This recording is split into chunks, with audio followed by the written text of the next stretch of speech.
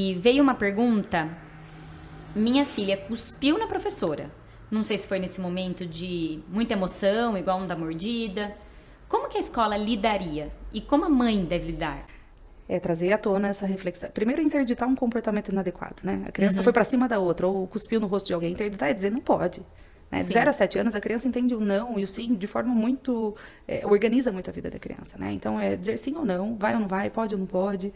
Então, se vier a acontecer, e muitas vezes acontece nesse momento, a criança foi contrariada, ela não teve um recurso ali para dizer, porque o adulto às vezes se põe nesse lugar, né? Sim. De não parar para entender qual é a demanda da criança ali naquele momento e recebe uma reação desse jeito, e aí o adulto se desorganiza também. Sim. Porque a gente é tomado pela emoção, Claro. né? Quantas vezes a gente tem que dizer para a criança na escola, olha, agora eu fiquei muito emocionada, fiquei muito irritada com o que você acabou de fazer. E a gente diz muito isso para as crianças na escola, viu? Porque enquanto adultos a gente diz, a gente também ensina a criança que a gente precisa se acalmar É verdade. para poder tomar conta de uma situação. É verdade. Os pais precisam fazer muito isso, É. né? Porque as crianças tiram a gente do sério, eles Claro, são desafiadores, claro, né? claro. Então, cuspiu, o adulto da situação é a professora. Então, Aham. olha, o posicionamento é esse, não gostei, isso não se faz.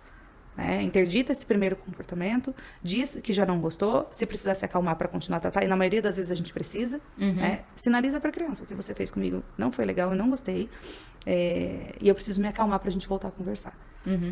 E aí sim, o tempo que precisar e de retomar essa conversa. E essa conversa, seja da professora ou da própria família, tem que passar por esses aspectos da reflexão, né? Tem que refletir com a criança, o que levou? Porque aí a emoção já vai ter passado. A criança dá conta, às vezes, até de dizer, porque eu queria tal coisa, né? Sim.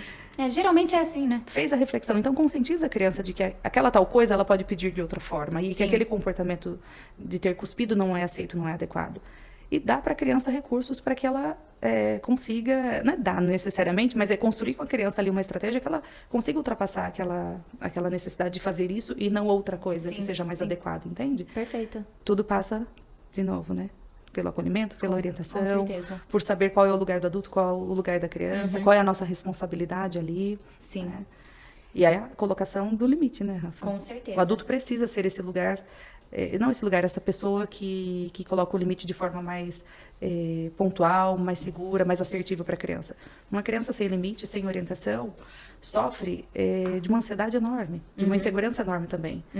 Veja, ela não está por ela.